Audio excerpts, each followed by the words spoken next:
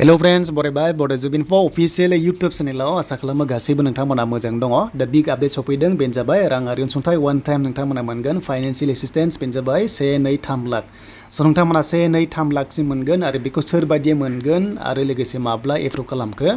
जों बेखौ नायगोन जाय नोंथांमोना चेनेलाव गोदान साबस्क्राइब खालामना लाबानो जाबाय बेफोरबायदि स्किमनि एबा नोंथांमोना साख्रिनि आपडेट मोनबाय थानो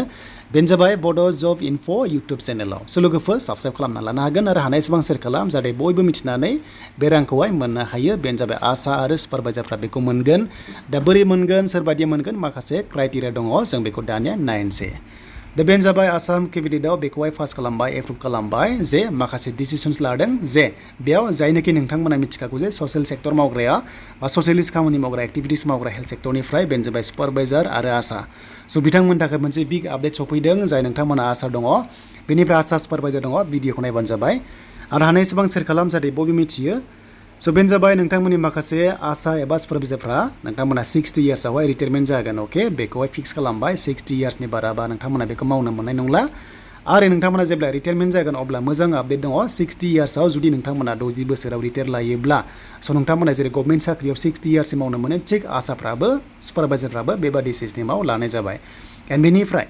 जायनोखि नोंथांमोना आशा मावगासिनो दङ 10 इयार्स जाबाय मावनाया अके 10 इयार्स जाथारबाय एबा 10 बोसोर जाबाय आशा मावनानै आरो 60 इयार्सआव नोंथांमोना रिटायार जाबाय अब्ला स नोंथांमोना गभर्नमेन्टआ one time नोंथांमोननो राङारि अनसुंथाइ नोंथांमोननो होनाय जासिगोन 2L 2 लाख नोंथांमोना मोनगोन जायनोखि ओरैबायदि जाय आशा मावगासिनो दंमोन सिगांनिफ्रायनो नाथाय 10 बोसोर जानाय जाथारनांगोन अब्लासो मोनगोन 2L जुदि नोंथांमोना 10 इयार्स जायाखैब्ला नोंथांमोना मोननाय नङा स बेनिफ्राय थिग बेबादिनो आशाफोरनि गेजेराव साफा सुपारभाइजार थायो दा नोंथांमोनाबो बेयाव माखासे बेनिफिट दङ गभर्नमेन्टनिफ्राय बेखौबो होनाय जासिगोन बेयावबो 10 इयार्स नोंथांमोना मावनाय जाथारनांगोन आरो स नोंथांमोना 60 इयार्सआव जुदि नोंथांमोना साख्रिया गैलाब्ला अब्ला स नोंथांमोना मोनगोन 3L स नोंथांमोनाबो one time बेनिफिट्स होगोन बेनो जाबाय 3 लाख नोंथांमोना 3 लाख रां मोननाय जागोन स बेखौ नोंथांमोना नुनो मोनदों सुपारभाइजारफ्राव जायफ्रा मावगासिनो दङ नोंथांमोनाबो बेवहाय 3 लाख रां मोननो हागोन 10 इयार्स मावनाय जाथारनांगोन नोंथांमोनाबो